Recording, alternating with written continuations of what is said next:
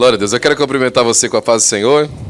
Por gentileza, tome o seu assento, glorificando o nome do Senhor Jesus Cristo. Tome sua síria, dando glória a Deus. Amém? Enquanto você toma o seu assento, eu quero agradecer ao Senhor mais uma vez pela oportunidade de nós estarmos juntos aqui. E nessa gratidão dessa oportunidade, eu quero agradecer a todos os meus irmãos, os líderes do Ministério do Belém aqui na região 8, por nós estivermos juntos esse ano. Obrigado, meu irmão, meu amigo, por essa união, por essa unidade que nós compartilhamos nesse ano.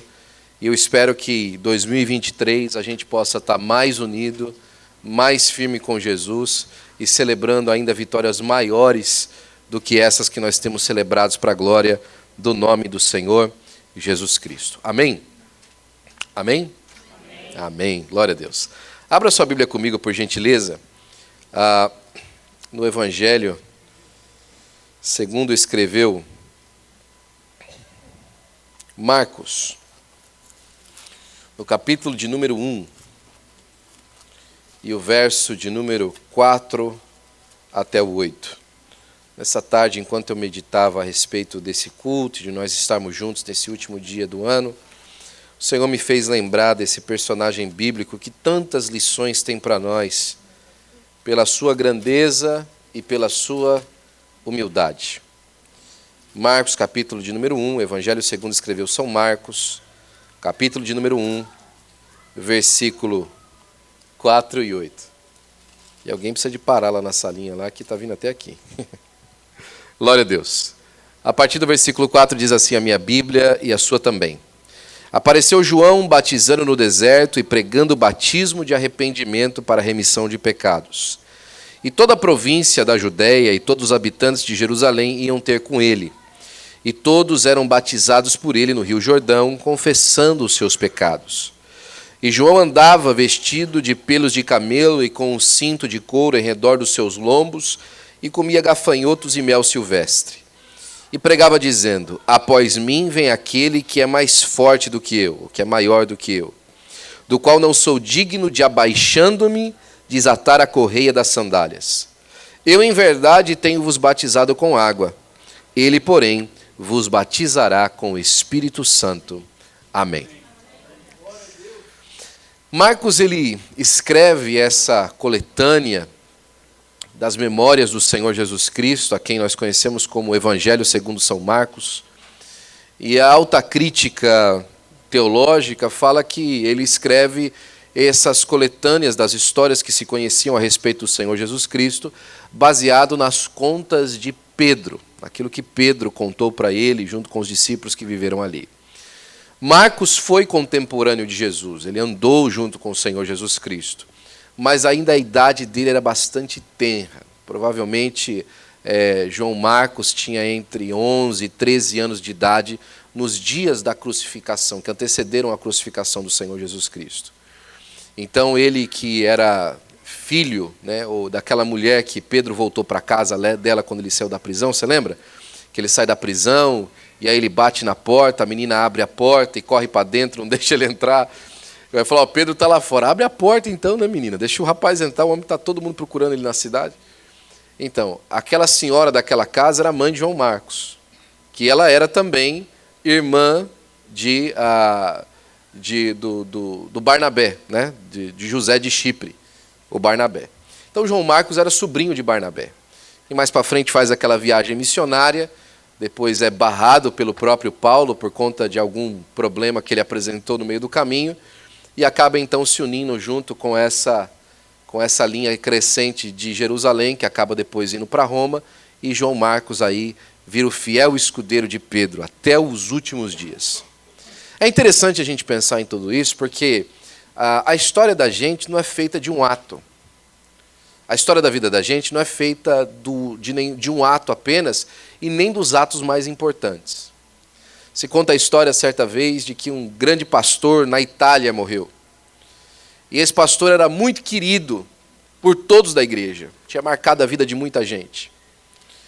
Mas então no dia do seu funeral, deram para o seu filho fazer um eulogy, falar alguma coisa a respeito do seu pai. E quando ele pegou o microfone, aquele filho biológico daquele pastor, e ele disse assim: me impressiona muito as palavras que vocês disseram ao meu pai, porque eu nunca conheci esse homem. Eu conheci um homem ausente na minha casa, que nunca esteve conosco, que nunca compartilhou uma das histórias e que nunca esteve presente no nosso meio.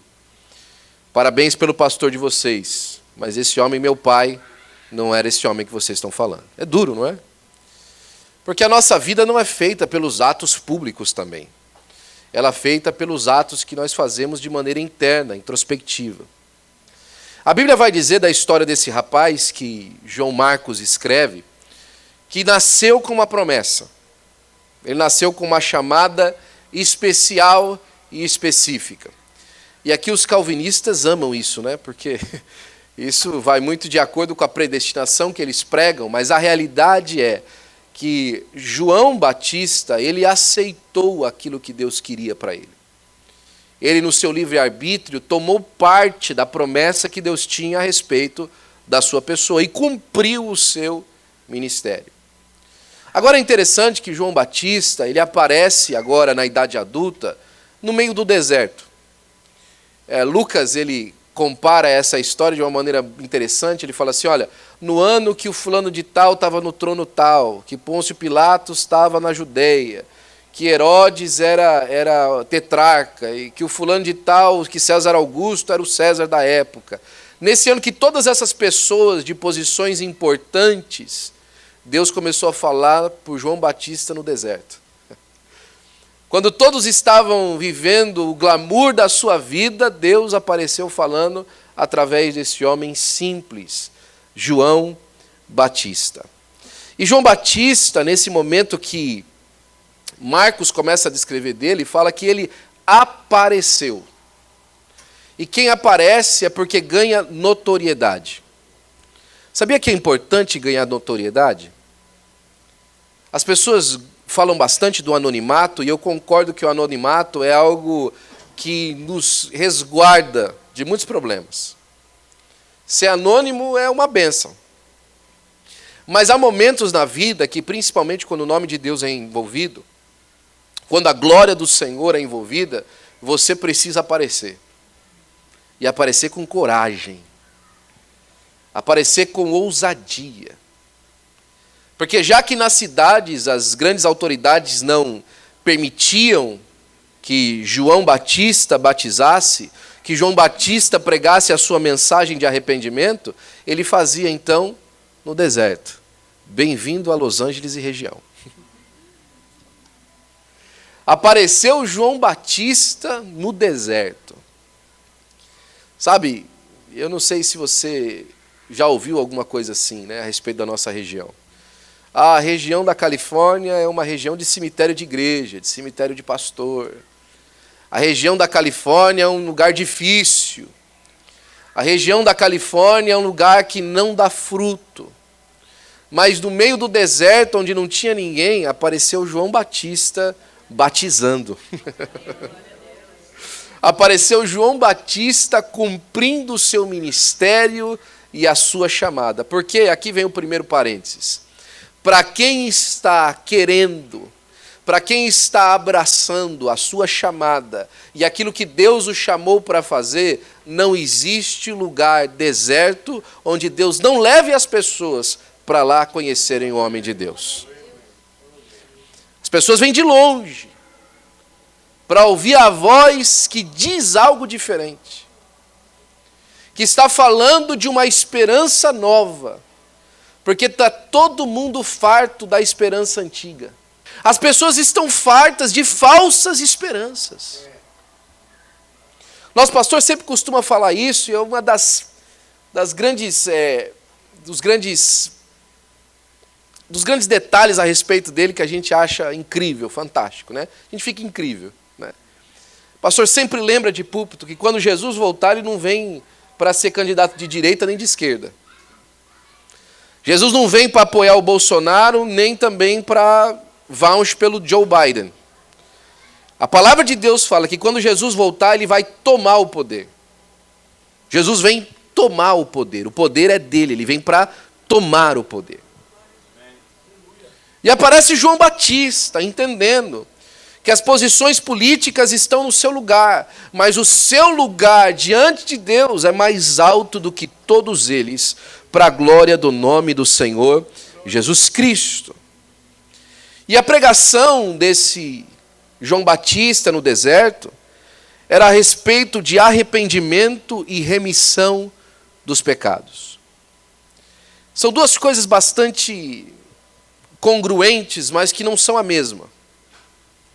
Porque arrepender-se é a atitude daquele que desiste do seu pecado, ou desiste da má conduta.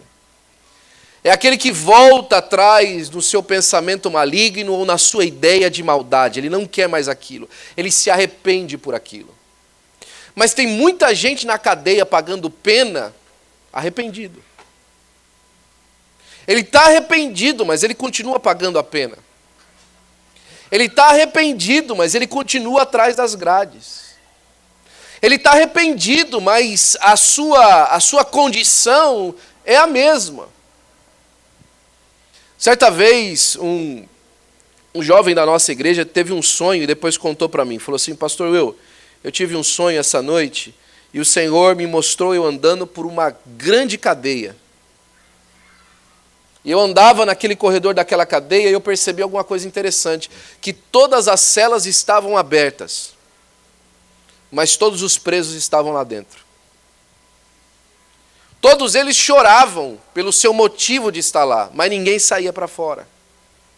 Eram pessoas arrependidas, mas sem esperança de renovar a sua vida. Eram pessoas que não queriam ter a condição que eles têm naquele casamento, que consideram que a culpa que levou a eles àquela condição é dela. Que ela não queria ter um relacionamento tão ruim com o filho, mas ela sabe que a culpa é dela, mas ela não consegue fazer nada a respeito disso. Ela está arrependida. Ela está mal, ela está triste por aquilo. Se ela pudesse, ela jamais teria feito aquilo de novo, mas o fato dela estar arrependida não muda a condição dela. Por quê? Porque não há ninguém que pague pelo seu pecado. A remissão do pecado. A retirada da culpa. O pagamento da pena. É por isso que João Batista vem com essa mensagem dupla. Ele fala assim, olha, se batize pelo arrependimento, mas também para a remissão. Se batize para o arrependimento, mas também perceba que é um pagamento que está vindo aí. E as pessoas se batizavam, olhando para João Batista, sem ter ainda o pagamento efetuado. Eles se batizavam por João Batista na esperança de que o pagamento um dia seria real. E eu quero que nesse momento você olhe para essa mesa bonita preparada, porque ela é o símbolo de que o pagamento foi real. O pagamento aconteceu. Jesus Cristo, na cruz do Calvário, pagou, remiu o nosso pecado. Nós nos arrependemos, mas glória a Deus que Ele nos remiu. Ele pagou a nossa dívida. A cédula que nos era contrária nas suas ordenanças, Ele a cravou na cruz do Calvário e nos deu perfeito acesso e perdão para a glória do nome do Senhor Jesus Cristo. João Batista, então, ele começa a pregar essa mensagem que é um proto-evangelho. Não é o evangelho pronto ainda, completo, é um proto-evangelho. É algo que vai apontar ao evangelho. Por quê? Porque é alguém que prepara uma receita, mas o prato principal não está lá. É alguém que fala assim, olha, 2 pitadas de sal, 1 colher de azeite, um pouquinho de pimenta do reino. Mas no quê? Os elementos estão ali. Mas a essência que faz o prato se cumprir, que faz com que haja o sabor completo, o elemento que nós vamos degustar, não está lá. E mesmo assim, a condição das pessoas era tão profundamente necessitada que elas iam falar com ele no deserto. A esperança de um dia ter o seu pecado pago era tão grande que as pessoas faziam qualquer coisa por isso. Sabe, a expectativa que João Batista propunha era alguma coisa boa, era alguma coisa real e verdadeiro. Mas quantos de nós não temos visto pessoas correrem atrás de proto-evangelhos cujo elemento que eles estão oferecendo, na verdade, é maldição para a sua vida? Quantas pessoas não estão oferecendo a sua alma a alguma coisa que faz com que elas se elevem espiritualmente, mas na verdade elas estão cada vez mais longe de Deus. Cada vez mais longe da realidade. Cada dia que passa a gente ouve uma novidade nisso. É verdade ou não é? Aparece o coach fulano de tal, que agora vai melhorar a sua vida, e você vai ser um general de Deus na terra. Mas aí o tempo passa, e a gente percebe que o general era recruta. E não conhecia nada do que estava falando. E o estágio da pessoa agora é pior do que o primeiro, porque agora é mais uma coisa que ela deixou de acreditar. É mais uma vez que a sua esperança foi mal lograda. Que ela foi mal colocada. Porque a pessoa que estava pregando, que estava trazendo, na verdade tinha o foco em si mesma. E aqui mais uma vez João Batista aparece diferente de todos os outros. Porque João Batista, ele tinha essa característica de tirar toda a província da Judéia e todos os habitantes de Jerusalém ia ter com ele. Ele tinha essa característica de quando ele falava alguma coisa, as pessoas tomavam atenção do que ele estava dizendo. Tem muita gente influente, inclusive aqui entre nós, que está usando a sua influência para o mal.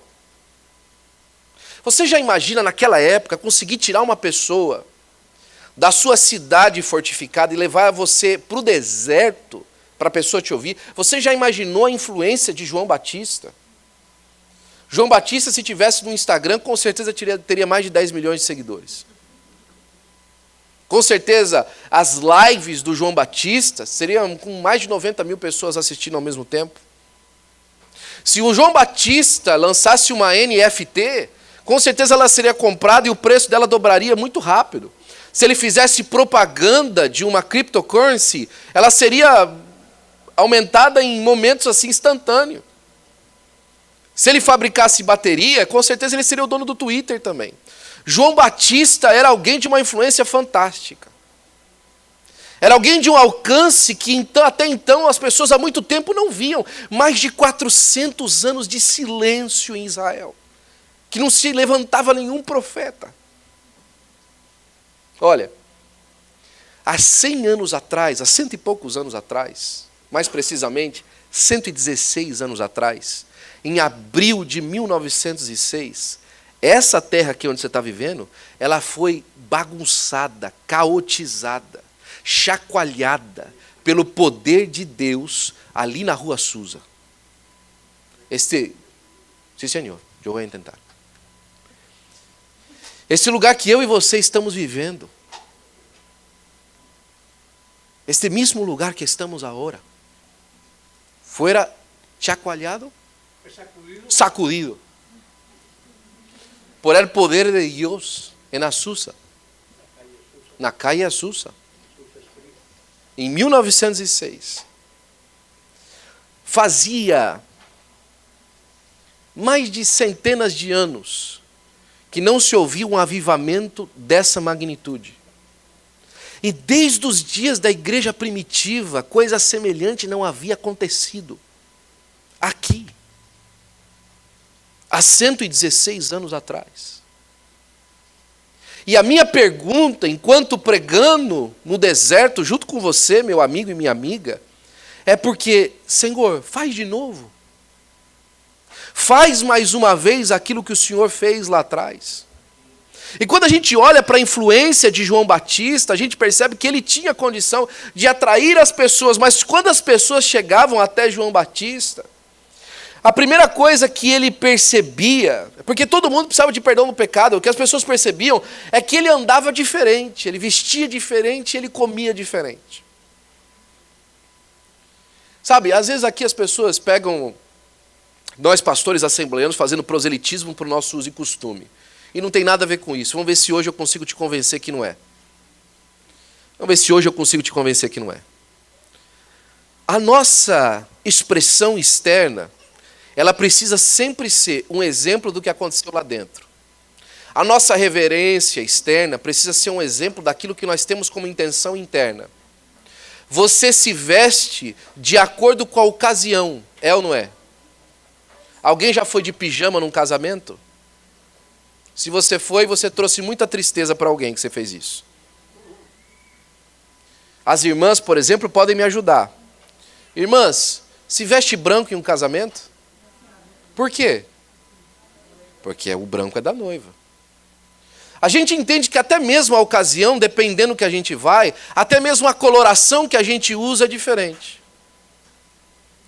Mediante a importância ou o propósito da nossa vida em determinado evento, dessa maneira nós nos apresentamos. Pois então, João Batista sabia que o seu propósito era único, que o evento da sua vida era único, que a caminhada da sua vida era única, então ele se vestia de maneira única. Ele sabia que vivendo no deserto tinha uma certa forma que ele precisava de se vestir. Tinha certos alimentos que ele precisava de ter perto de si, porque era o tipo de alimentação que havia em volta. O que eu estou dizendo para você é que aquilo que João Batista tinha de significativo interno se manifestava na maneira como ele andava e como ele vivia. O que eu quero dizer com isso? É que é tempo de se você começar a mostrar na maneira como você anda e na maneira como você fala, aqui você veio na terra. Na maneira como você olha e na maneira como você diz, representado na maneira como você se veste. Aqui você veio na terra. Certa vez, e é óbvio, isso é coisa nossa, porque infelizmente as mulheres chamam mais atenção na maneira que se veste do que os homens. O homem põe uma camiseta e um short, a mulher cada dia está num jeito diferente de roupa. Certa vez um pastor chegou para uma irmã da igreja que estava se vestindo de maneira muito chamativa. E ela perguntou: minha filha, por que você se veste assim? Você tem marido? Ela falou: eu gosto.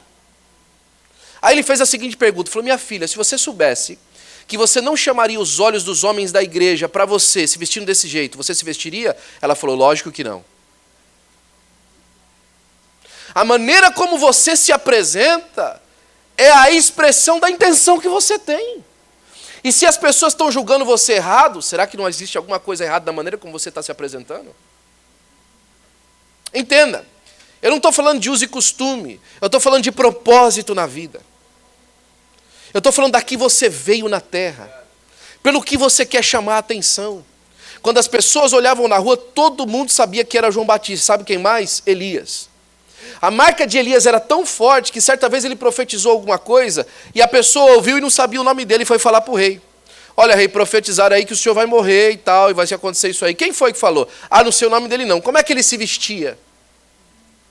Ah, ele se vestia assim, assim, assim. Ó, pode preparar o caixão, porque esse aí é o fulano. Porque a maneira como ele se veste é uma bandeira de quem ele é. Está na hora das nossas bandeiras serem claras aqui na terra. As pessoas têm que olhar para nós e mais uma vez dizer: ali vai um homem e uma mulher de Deus, para a glória do nome do Senhor Jesus Cristo. Ali vai um homem e uma mulher de Deus.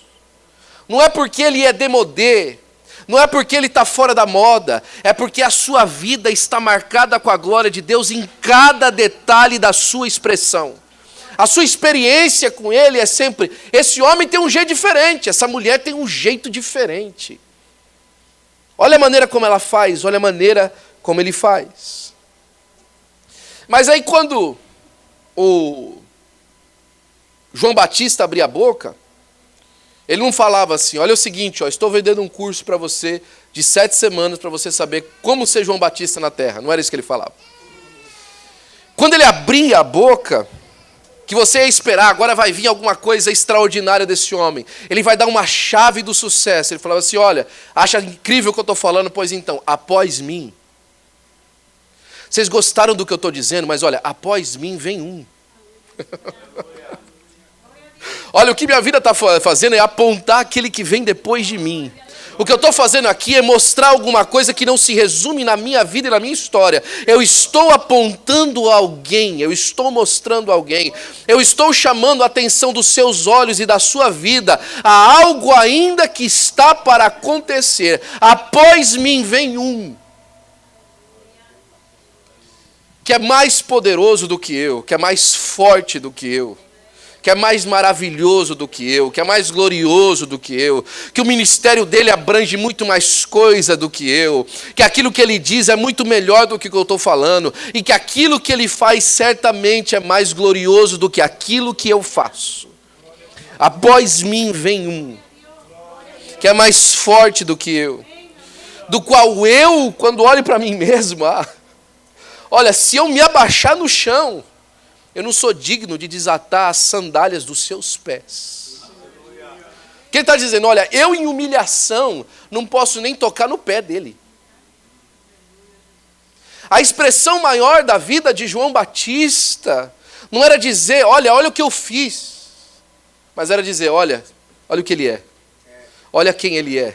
Olha como ele é, olha o que ele faz, olha a glória que ele tem, olha o poder que ele tem, olha como ele é maravilhoso, olha para ele. Após mim vem um. Ele vai vir aí, ele vai chegar aí.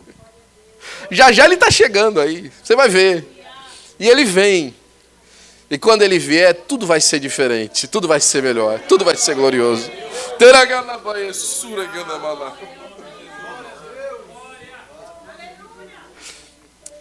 Sabe, certa vez eu ouvi de alguém, eu achei que foi uma das maiores lições que aquela pessoa me ensinou. E a maior frustração da minha vida é que ele mesmo não aprendeu. Ele dizia assim, olha, a melhor coisa na vida não é saber quem você é saber quem você não é. Saber quem você é muito importante para você chegar num lugar, para você conhecer quem você precisa de ser, num lugar onde você está. Mas saber quem você não é, às vezes é mais importante. Porque no começo da leitura, você vai ver João Batista falando assim, olha, eu sou a voz que clama no meio do deserto. Eu sei a quem eu vim. Mas quando você apertava ele, ele falava assim, mas peraí, depois de mim ainda vinha alguma coisa melhor, eu não sou o final de tudo. A história não termina comigo.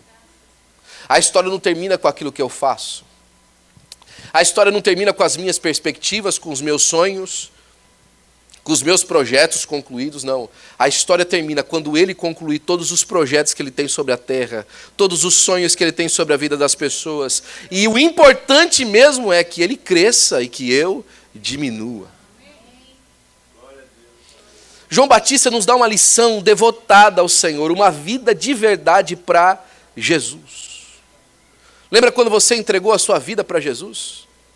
Senhor, eu te entrego a minha vida, os meus sonhos, o meu coração.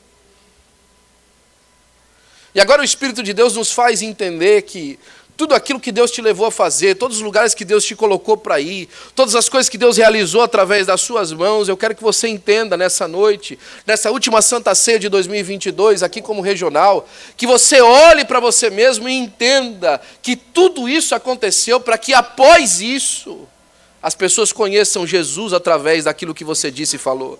Que as pessoas creiam no Filho de Deus através de você. E ele termina dizendo assim, eu em verdade tenho vos batizado com água. Olha, o meu testemunho para com você, para com a sua vida, para com a sua história, se resume ao momento que junto comigo você quer participar da mesma causa, você batizou. Você se identificou com a mesma causa que a minha. Eu e você agora fazemos parte de um mesmo corpo. O meu testemunho com você vai até aí. Daí para frente eu não posso fazer mais nada. Mas aquele que vem que depois de mim, ele vos batizará com o Espírito Santo. O meu testemunho vem até aqui nessa nossa convivência, mas o testemunho dele vem do céu para dizer que você está selado com a promessa que nós vamos morar no céu juntos. O meu testemunho com você nos une aqui nessa terra, mas o testemunho dele, ao seu e ao meu respeito, nos une eternamente pelo Espírito de Deus.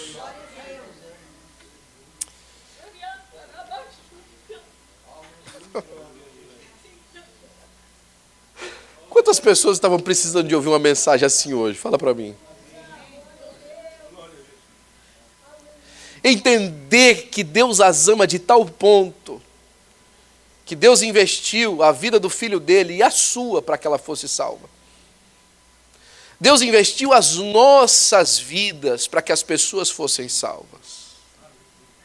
Deus nos levantou num deserto espiritual, em pleno século 21, onde as pessoas vivem de oásis em oásis, de água podre, buscando um jeito de achar um caminho, de achar uma esperança, de achar uma porta aberta. O pastor Naline contou essa história e eu estou terminando já, para nós podermos cear. Eu me lembrei dela ontem. Ele falou assim que eles tinham, ele disse há poucos dias atrás em Baltimore, ele falou que eles tinham uma árvore, um pé de laranjeira no fundo do quintal de casa, e aquele pé de laranjeira marcou a história da sua vida. Na árvore de naranjas. Sim. Aquele pé de laranja marcou a história da vida deles. Certo dia, ele e a irmã voltaram em casa, ou então já estavam mais adultos. Eu sei que a história se trata deles já mais adultos. E eles se lembraram das laranjas do pé de laranjeira e foram buscar algumas laranjas para fazer um suco. Eles cortaram as laranjas e a irmã começou a espremer e de repente não dá para fazer suco isso aqui. Não se pode fazer um suco com essa laranja. E aí ele falou, por quê? Não, o cheiro da laranja está horrível, ela está bonita, mas o cheiro está insuportável. E aí ele se aproximou e realmente o cheiro de esgoto na laranja, eles ficaram intrigados com aquilo. Como uma laranja tão bonita fede esgoto? Então o pai foi investigar. E o pé de laranja, viçoso, bem crescido, mas eles descobriram que o cano de esgoto do vizinho passava por debaixo da casa, por debaixo do quintal. E o cano de esgoto havia estourado embaixo da raiz do pé de laranja. E a laranja, o pé de laranja estava se alimentando daquela água para produzir o seu fruto. Sabe o que acontece? Muita gente hoje em dia tem visto pés de árvores viçosos, bonitos, mas quando você corta o fruto, é podre. Porque a água é água de dejeto, de outra coisa, de outro lugar. João Batista ofereceu uma porta de um rio de água viva, limpa, que jorrava para a eternidade. Que o fruto seria puro, seria santo, seria bom. Sabe? Você não está aí fora, vivendo uma vida para Deus, pregando a respeito de alguma coisa que acontece aqui na terra. Você não está falando de uma riqueza terrena que a traça consome, que a ferrugem corrói. Você está falando de um lugar no céu eterno, para sempre, onde a eternidade mora lá, onde a justiça mora lá, onde o sol brilha para sempre, porque a iluminação lá é o próprio Deus. É tempo, irmãos, de nós aceitarmos a nossa chamada com o Senhor Jesus Cristo. Eu termino para você dizendo, uma das últimas palavras do Senhor Jesus Cristo aos seus discípulos foi dizer assim, olha, se vocês pregarem a palavra, eu vou estar lá com vocês também. E quando ele termina a ceia, ele fala assim, ó, faça isso em memória de mim. Faça isso em memória de mim. Sabe o que os discípulos fizeram, pastor? Fizeram memória dele. A reunião da Santa Ceia era para fazer memória dele. A reunião da igreja é para fazer memória dele. Tudo na igreja tem que apresentar Jesus. Se você está vivendo um tempo em algum lugar, que o lugar onde você tem ido, onde você tem vivido, ali não está se apresentando Jesus, se ali é para fazer memória da tecnologia, memória das pessoas, memória da humanidade, memória dos necessitados, você está mal, meu amigo. O lugar que você vai é para fazer memória do Senhor Jesus. É Ele que nós devemos lembrar na igreja. Você vem na igreja para lembrar de Jesus, junto com os seus irmãos e os seus amigos. E você sai da igreja para falar dele. Você vem aqui para lembrar dele e você sai daqui para falar dele.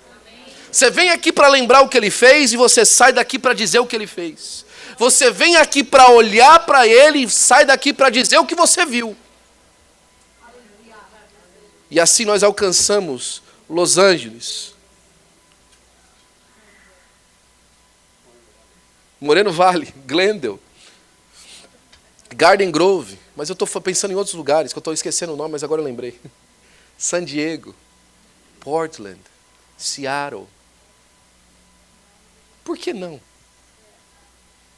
2023 está aí, Ciudad del México. Por que não?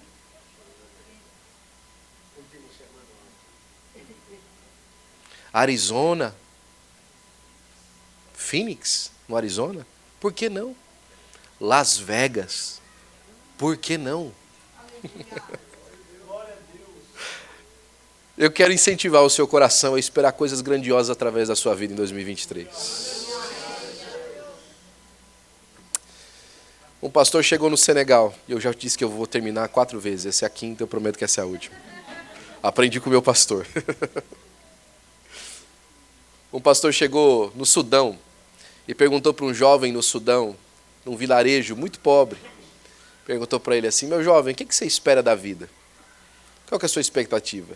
E na cabeça dele ele falou assim: eu vou pegar o testemunho desse jovem e vou contar lá na igreja, lá nos Estados Unidos, para emocionar o coração dos meus jovens lá na igreja, né? Olha aqui lá no Sudão, olha a expectativa da pessoa e você aí com o iPhone, pensando nisso, né? Perguntou para o jovenzinho, lá no Sudão, falou: o que você espera da vida? O que você espera, meu jovem? Aí o rapaz olhou para ele e falou assim: mudar o mundo, pastor. Aí o pastor deu aquela risadinha. Você mora no Sudão, meu amigo. E o jovem percebeu e perguntou para ele, falou: pastor, por que o senhor está rindo?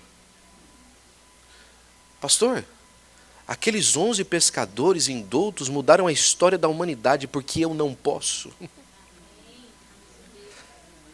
Aqueles 11 pescadores trouxeram essa história até aqui, porque eu e você não podemos alcançar os lugares desertos da América com o Evangelho do Senhor Jesus Cristo. Porque a voz que clama no deserto, eu e você, não pode alcançar os lugares apontando: olha, nós vamos terminar isso aqui, mas aquele que vai vir depois da gente... Ele sim é digno de ser adorado, de ser olhado, de ser glorificado. E com um coração assim, irmãos, não há inferno que resista o poder da igreja para a glória do nome do Senhor Jesus Cristo. Eu quero orar por você, né? Rapidamente. Fique de pé, por gentileza. Eu quero fazer uma oração simples. Talvez você já ouviu falar de chamada 300, 400 vezes na sua vida. Mas eu estou te chamando de novo para você fazer um novo compromisso com Deus, de nova chamada, de nova história. De novo. Você já veio 400 vezes, mas quem sabe não é essa vez que realmente as coisas vão entrar no lugar. Quem sabe hoje não é a decisão final que você precisava tomar para você vir à frente e realmente entregar a sua vida e na segunda-feira de manhã começar uma história nova como João Batista. Se você cansou de vir para frente e não fazer as coisas, Deus também já está cansado de você fazer isso, então resolve. Começa daqui para frente a fazer alguma coisa. Viver para Deus de alguma forma. Para a glória do nome do Senhor Jesus Cristo. Talvez o que falta para você é o Espírito Santo.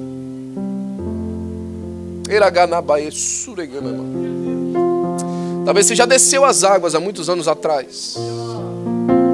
Mas ainda falta aquele selo para você, para te completar. Pode ser hoje. É incrível que pastor nenhum consegue fazer isso.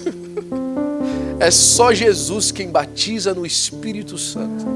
Os pastores impunham as mãos na autoridade de Jesus e as pessoas eram batizadas, mas quem batiza sempre é Jesus no Espírito Santo. Quem sabe hoje Deus não mistura água com fogo e batiza você no Espírito Santo. Ou talvez você veio hoje aqui e ouviu dessa pessoa maravilhosa que ainda vai vir. E você quer entregar a sua vida para Ele pela primeira vez ou de novo, você quer voltar a Jesus. Você se lembrou que aquele pastor, aquele líder te decepcionou, mas Jesus nunca. Que aquela pessoa que caminhou com você mentiu para você, mas Jesus nunca. Aquela pessoa que disse que ia te ajudar, não te ajudou, mas Jesus sempre te ajudou. Sempre esteve com você, sempre te estendeu a mão. Não é hora de voltar não e começar a história mais uma vez.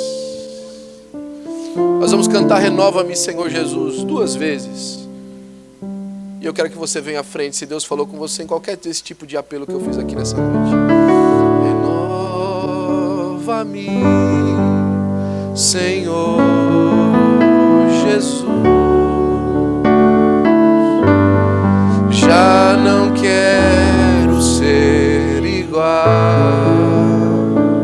Se Deus falou com você, venha à frente. Renova-me, Senhor Jesus.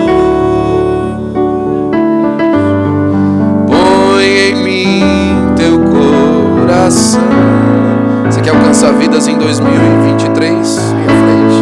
Porque tudo que há dentro de mim necessita ser mudado, Senhor. Você precisa de perdoar, de perdão, vem à frente. Porque tudo que há dentro do meu coração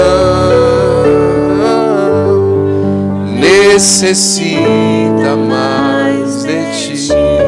Pai, no nome de Jesus, ó Senhor, Pai, que nós pregamos a Tua palavra, Senhor. Nós estamos vivendo para Ti, Senhor, nessa terra, Senhor, Pai, cheia de desafios, ó Deus. Mas nós também estamos confiando em Ti, Senhor, Pai, por uma grande colheita, Pai, por uma transformação das vidas, ó Pai, que nós estamos ministrando, Senhor. Senhor, o Senhor disse, Pai, aos seus discípulos, e nós estamos até hoje confiando nessa palavra, que sem Ti nós nada podemos fazer, Senhor. Nenhum de nós tem a pretensão, Senhor, de alcançar qualquer coisa, Pai, Senhor, sem as Tuas mãos estendidas por nós, ó Pai. Nós não podemos, ó Senhor, nós não temos condições, nós não conseguimos, ó Pai. Mas se o Senhor lançar uma palavra ao nosso respeito, mas se o Senhor disser que vai acontecer, Senhor, que o Senhor vai fazer, então, Senhor, Pai, como meninos nós pulamos nessas águas, ó Pai, e confiamos em Ti de todo o coração.